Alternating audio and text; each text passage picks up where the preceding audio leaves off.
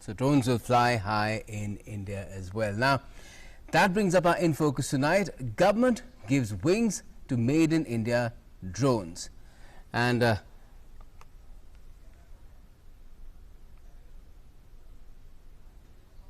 if we were to introduce you to our guests, well, they are Ankit Mehta, co-chairman FICCI Drones Committee and co-founder and CEO Idea Forge. We also have Vikram Singh, founder and CEO Tech Eagle. Good evening to you both. Ankit Mehta, first tell us what are your first thoughts about this PLI scheme which has been followed so closely by the National Drone Policy as well of 2021. I think it's a great move, and at FICCI we have been trying to push inclusion of drones in the PLI scheme, particularly because this is a very unique scheme that also tries to include not just drones as a full system, but its components as well. Yes, We've even been software. trying to push for this, even software, absolutely. So with that in mind, we were extremely keen that something like this as an incentive should come across to the drone industry as well to boost production and recognize and give benefits to not just Indian industry so that more investments can be brought into the Indian industry on the drone side, but also to attract other foreign players to build for the increasing demand which is going to open up in lieu of the new drone rules, and also leverage the low-cost infra that India offers for manufacturing for not just Indian demand but also for the global demand. Great. And Vikram, what do you think about it? How enthused are you by this sort of a scheme? I mean, the policy in itself was hugely liberalized, very different from the way things were earlier, and now the government has backed it even further, and it's saying that the potential is huge, investments of 5,000 crores in the next 3 years or so.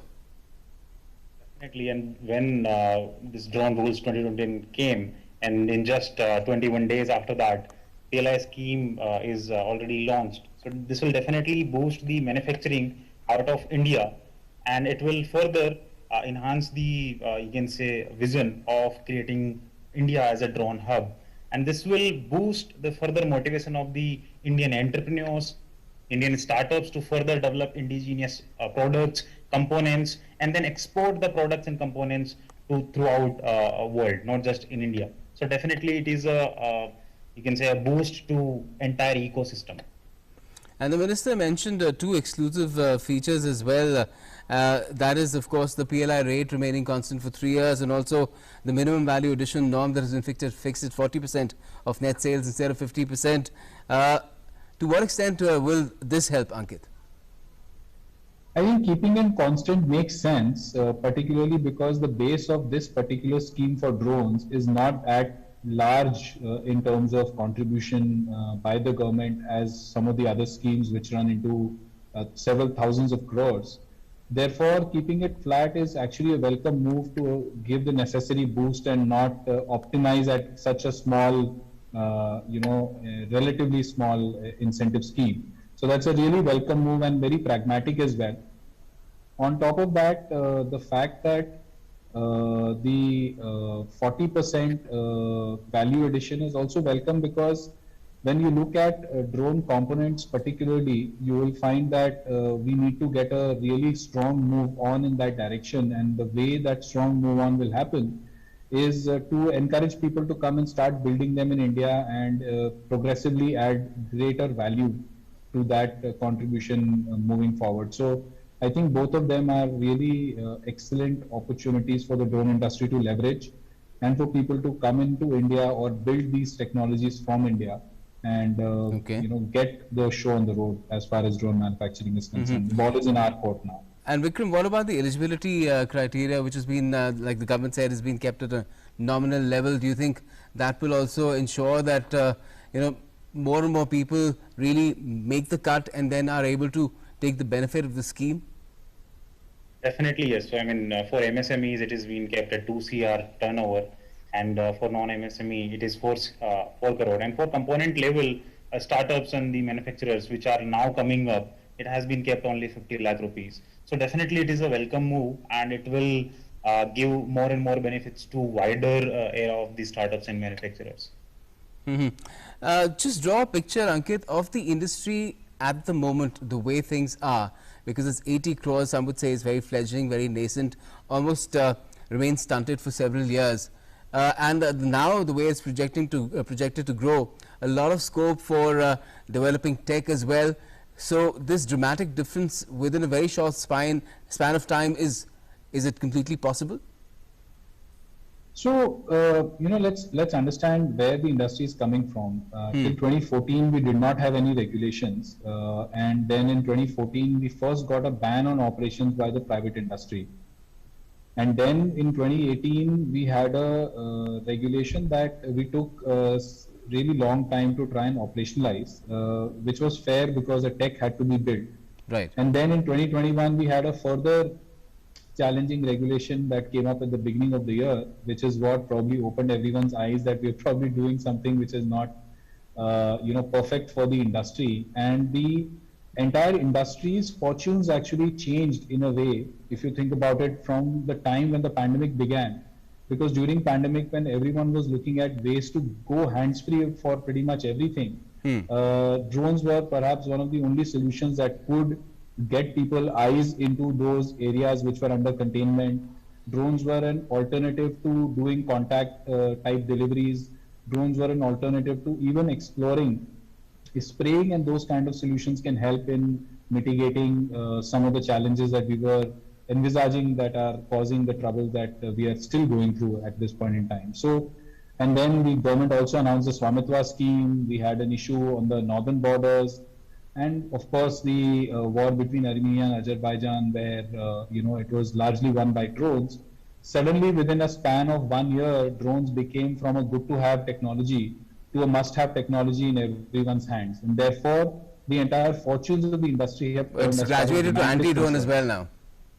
Exactly, and then now what happened when Jammu has again further, overall increased the demand and scope for the industry, and because of that, particularly, I feel that it is poised for a very very rapid growth, because also now the policy, particularly, has removed the shackles in particularly the small and less impacting areas with respect to population, with respect to safety. They've opened up the operations and they're allowing the industry to actually reduce the amount of effort it takes to actually deliver value on these systems. So we do expect that in a very short span of time, the industry is going to take off in a true drone sense, maybe rocket speed, if nothing else. Rocket speed, that is quite something to say about an industry which some were saying was too heavily reliant on components, especially coming in from a neighbor that we are not very happy relying on. Isn't that something also that has been quite glaring in the past as far as how things have stood for so long, Ankit? Yes, absolutely. I think component reliance on a lot of our neighbors and foreign entities has been something that has been a part of the industry, and that's why the PLI scheme will encourage more and more people to come in and build some of these components at the necessary quality and scale. However, let me also share something that I've been saying often, is that let us look at domestic value addition in a pragmatic manner and understand that a lot of raw materials, a lot of systems at the very, very grassroots may not be available in our country. So we may anyways have to import the lithium for making batteries if we were to make them in India. Okay. We'll anyways have to do a bunch of things around even rare earth metals for the kind of magnets that are used in the motor. So, ultimately, and even the chip, like we don't make chips in India at all, right? So it's not like there is that a will also problem change, importing. That will also change. Yeah, that will also change. It will take exactly. time, So but it when will it will change. change, we will adopt. When it will change, we will adopt. But right now, we can focus on building technology, building IP, and we are doing that actually in our country. Recently, our own company bagged the National Intellectual Property Award for doing Congratulations. very, very high-end technology here. So I think we need to focus on that, and more value addition in India is what we should focus on, and continue to drive towards component manufacturing as well. Certainly, certainly. And how do you plan to take advantage of what has happened in these recent weeks as far as the entire drone ecosystem is concerned, how it's changing, Vikram, for your own company? Definitely. So even on 11th September, Honorable Minister of Civil Aviation launched medicine delivery in Telangana, Vikarabad, right? And we became the first company to deliver vaccines there. So from here on to taking it and delivering, and as well as manufacturing the entire from component level to the entire system, this will boost the manufacturing of our own indigenous products and solutions, and then further deploying them not just in India but outside India also. So technically is taking advantage of now this PLI scheme will definitely be coming up in next 3 years. Slowly, we will be using this scheme as an incentive to further develop indigenous products. Mm-hmm. And as far as some of the components of the policy are concerned, Ankit, they are still to come into effect. And what else you think could give the industry like a beyond visual range kind of view of how things could really pan out for it, considering the various policy items or components that are still to become clear, such as some of the provisions for security like geofencing, etc.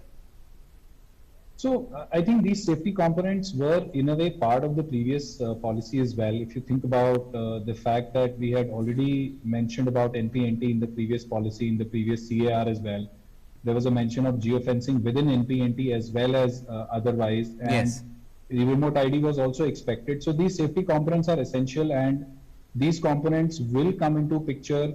Particularly, remote ID is an important function which is required for ensuring that we can deconflict aircrafts and make sure that we are aware of what is operating near us. And this will be something which might be applicable for all the zones, like both the green, yellow, and red zone, all three. And NPNT also might come up because we need to get prior permissions for operating in yellow and red zones. And NPNT is a fairly reasonable mechanism to get that prior permission, which is exactly what it meant. No permissions, no takeoff, which means that you'll take off when permissions come from the necessary sources. Mm-hmm. As well as geofencing is important to make sure that people who are not compliant with NPNT, they can remain in the green zones and ensure that everyone else is operating safely. So these things will happen, they will come, and they will make sure that, we move on to a more evidence-based regime where actual operations will first have to begin, which is what the scheme has enabled. And then progressively we will get into an environment where more and more tech will come in, and it will make it safer, it will make it even more seamless for operations on ground. Some of the things that are happening offline, paper-based, particularly in yellow zones in the short term, may happen offline or otherwise. May move on to being completely digital and seamless for everybody involved. So inbuilt compliance is great in my opinion, and it will happen in short term. And along with the manufacturing component, of course, there's the services component as well, which the Minister said has an even larger scope for employment and investment generation. He mentioned 5 lakh jobs, Vikram, as well. How soon do you think that will both manufacturing and services keep pace with each other so that the entire ecosystem grows, very, very organically and fast? So I think this kind of a target set by Minister definitely can be achieved in next 3 years, and even we are expecting more than that. That once we will start opening up the different you can say applications of drones, not only in the visual line of sight but beyond visual line of sight also, and the maximum use cases are opening up with the potential in the beyond visual line of sight. And once that happens, I think 5,000 crore will be very less number, and in next 4 to 5 years we can expect 3x of that. So 15,000 crore of kind of investment will definitely come in this industry. And it will also strengthen the country's defense capabilities, both externally as well as internally. Ankit, that is also something that will be helped along. We are using it to quite an extent already, as a lot of our police forces do use them for their everyday jobs, but there are more capabilities that can be certainly evolved. Absolutely. If you see recently, so it started with the end of last year when an award was, a contract was awarded to our company. And you've seen recently several announcements being made, not just for drones, but also for counter drones. So, and for all indigenous production of these systems. So therefore, it is evident that the industry is going to start building not just the regular activities that you've seen our forces indulge in, but also go into a lot of these innovative solutions around delivery for high altitude areas, around swarming, for doing more interesting search and rescue and other kind of operations. So broadly, I would say that everyone's in the ecosystem woken up to the potential of drones, and that potential is going to see. We will see this unfold in front of our eyes over the next few months and years, particularly in these next 3 years. I do expect that a rapid growth will happen for both applications and the amount of drones we'll see operationalized. And how soon, Ankit, do you think, sorry, Vikram, do you think, for the common man, a huge difference will be made by drones in their lives, things being delivered that they have ordered, shopping online into their hands or wherever, or maybe drone taxis flying around in India?